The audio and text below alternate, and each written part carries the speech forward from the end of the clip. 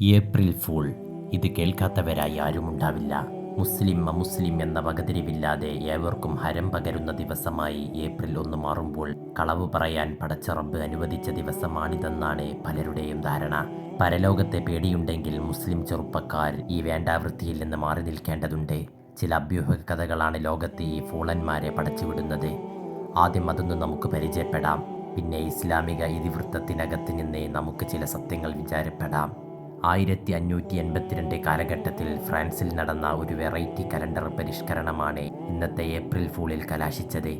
ആ കാലത്ത്, അതായത് 45 BC-യിൽ ഫ്രാൻസ് അടക്കി ഭരിച്ചിരുന്ന ജൂലിയസ് സീസർ കൊണ്ടുവന്ന ജൂലിയൻ കലണ്ടറാണ് അതുവരെ എല്ലാവന്മാരും പിന്തുടർന്നു പോന്നത്. പക്ഷേ 1582-ൽ അന്നത്തെ മാർപ്പാപ്പ പോപ്പ് ഗ്രിഗറി പഴയ കലണ്ടർ ഒന്ന് പരിഷ്കരിച്ചു.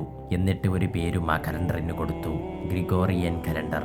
പക്ഷേ ഈ പുതിയ കലണ്ടർ വന്നപ്പോൾ വർഷത്തിൻ്റെ തുടക്കം ഏപ്രിലിൽ നിന്നും ജനുവരിയിലേക്ക് മാറി. അതുവരെ ഏപ്രിൽ 1-ന് തുടങ്ങിയിരുന്ന പുതുവർഷം ആ കലണ്ടർ വന്ന ശേഷം ജനുവരി 1-ലേക്ക് മാറി. അന്നത്തെ കാലത്ത് ഈ TV, റേഡിയോ, മൊബൈലൊന്നും ഇല്ലാത്തതുകൊണ്ട് തന്നെ ഈ പുതിയ കലണ്ടർ നിലവിൽ വന്നതും പുതുവത്സരം മാറ്റിയത് ഒന്നും ലോകം അറിഞ്ഞില്ല. മൊത്തം ലോകം അറിഞ്ഞു വന്നപ്പോൾ കുറച്ച് വർഷങ്ങൾ എടുക്കുകയും ചെയ്തു. അങ്ങനെ ആ കാലത്ത് കുറേ പേർ ജനുവരി 1-നും വേറെ ചിലർ ഏപ്രിൽ 1-നും പുതുവത്സരം ആഘോഷിച്ചു. പുതിയ കലണ്ടർ നിലവിൽ വന്ന ശേഷവും ഏപ്രിൽ 1-ന് പുതുവത്സരം ആഘോഷിച്ച അവരെ ലോകം മണ്ടന്മാർ എന്ന് വിളിക്കാൻ തുടങ്ങി. അങ്ങനെ ഏപ്രിൽ 1 ഈ വിഡ്ഢികളുടെ ദിനമായി ലോകവും ആഘോഷിക്കാൻ തുടങ്ങി. അന്ന് പല കളവുകളും പറഞ്ഞ് ജനങ്ങളെ വിഡ്ഢികളാക്കണമെന്നാണ് വിശ്വാസം. എന്നാൽ ഒരു മുസ്ലിമിന് തമാശക്കാണെങ്കിൽ പോലും കളവ് പറയാമോ? പ്രവാചകർ സ്വല്ലല്ലാഹു അലൈഹി വസല്ലം പഠിപ്പിക്കുന്നു, വിശ്വാസികളിൽ എന്ത് ദുസ്വഭാവങ്ങൾ ഉണ്ടായാലും കളവ് ഒരിക്കലും ഉണ്ടാകാൻ പാടുള്ളതല്ല. പ്രവാചകർ സ്വല്ലല്ലാഹു അലൈഹി വസല്ലമയ്ക്ക് ഏറ്റവും വെറുപ്പുള്ള സ്വഭാവം കളവായിരുന്നു. സ്വഹാബികളിൽ ആരെങ്കിലും കളവ് പറഞ്ഞാൽ അയാൾ തൗബ ചെയ്യുന്നതുവരെ അവിടുന്ന് മാനസിക സംഘർഷം അനുഭവിച്ചിരുന്നു. ഇനി തൻ്റെ അടുത്ത ബന്ധുക്കൾ എല്ലാവരും നുണ പറഞ്ഞാൽ പശ്ചാത്തപിക്കുന്നതുവരെ തിരുമേനി സ്വല്ലല്ലാഹു അലൈഹി വസല്ലം അവരോട് പിണങ്ങുമായിരുന്നു. ഒരാൾ തന്നെ വിശ്വസിക്കുന്ന ഒരാളോട് കള്ളം പറഞ്ഞതെങ്കിൽ അവിടെ കളവിന് പുറമെ വഞ്ചനയും കടന്നുവരുന്നു. ഇത്തരം ആളുകൾക്ക് യാതൊരു നിലയും വിലയുമില്ല. മലക്കുകൾ ഇത്തരക്കാരിൽ നിന്ന് അകന്നു നിൽക്കാനാണ് ഇഷ്ടപ്പെടുക. പലപ്പോഴും താൽക്കാലികമായ ചില നേട്ടങ്ങൾക്കാണ് നാം കള്ളം പറയാറുള്ളത്. ഇതും ശരിയല്ല. എന്താണ് സത്യസന്ധത എന്ന് ഇമാം ജുനൈദുൽ ബഗ്ദാദി റളിയല്ലാഹു അൻഹു വിശദീകരിക്കുന്നു. സത്യം പറഞ്ഞാൽ ചിലപ്പോൾ താൽക്കാലികമായ തോൽവിയുണ്ടാകാം, എന്നാലും ശാശ്വത വിജയം നമ്മുടെ കൂടെയുണ്ടാകും. ഉമർ റളിയല്ലാഹു അൻഹു പഠിപ്പിച്ചതുപോലെ മഹാനായ കഅബ് റളിയല്ലാഹുവിൻ്റെ ചരിത്രം ഇതാണ് പഠിപ്പിക്കുന്നത്.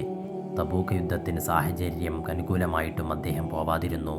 യുദ്ധം കഴിഞ്ഞതിന് ശേഷം ഇങ്ങനെ മാറി നിന്ന പലരും പ്രവാചകർ സ്വല്ലല്ലാഹു അലൈഹി വസല്ലമയോട് കളവ് പറഞ്ഞ് രക്ഷപ്പെട്ടു. കഅബ് റളിയല്ലാഹു അൻഹു സത്യം തുറന്നു പറഞ്ഞു. അവസാനം കഅബ് റളിയല്ലാഹു അൻഹുവിൻ്റെ പശ്ചാത്താപം സ്വീകരിച്ചുകൊണ്ട് അള്ളാഹു ആയത്തിറക്കി. ചരിത്രം ഇങ്ങനെ: കളവ് ശീലമാക്കിയവർക്കുള്ള ശിക്ഷ കഠിനതരമാണ്. ഇവരുടെ സങ്കേതം നാളെ നരകമായിരിക്കും. സഹ്ൽ ഇബ്നു അലി റളിയല്ലാഹു അൻഹു ഒരിക്കൽ ഉമ്മാവ് അദ്ദേഹത്തോട് വാതിലിൻ്റെ പകുതി അടക്കാൻ പറഞ്ഞു. അദ്ദേഹം ഒരു നൂലിയെടുത്ത് അളന്ന് പകുതി കൃത്യമായി അടച്ചു. ഇത്ര കണിശതയാണ് സത്യത്തിൻ്റെയും കളവിൻ്റെയും കാര്യത്തിൽ നമ്മുടെ മുൻഗാമികൾ കാണിച്ചത്. ഏതു പ്രതിസന്ധി ഘട്ടങ്ങളിലും സത്യം മുറുകെ പിടിക്കുന്നവരുടെ സ്ഥാനം ശുഹദാക്കളുടെയും മേലെയാണ്.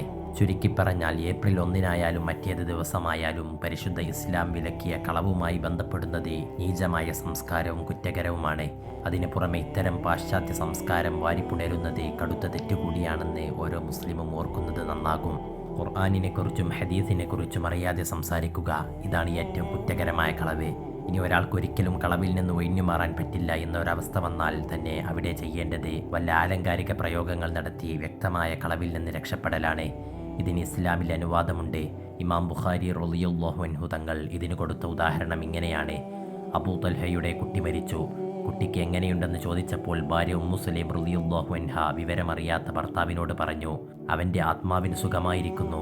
അതുപോലെ അനിവാര്യഘട്ടം എന്ന നിലയ്ക്ക് 3 സ്ഥലങ്ങളിലും പ്രവാചകൻ സ്വല്ലല്ലാഹു അലൈഹി വസല്ലം കളവ് പറയാൻ ഇളവ് നൽകിയിട്ടുണ്ട്. റബ്ബ് സുബ്ഹാനഹു വ തആല നമ്മുടെ മനസ്സ് നന്നാക്കാൻ തൗഫീഖ് നൽകട്ടെ. ആമീൻ.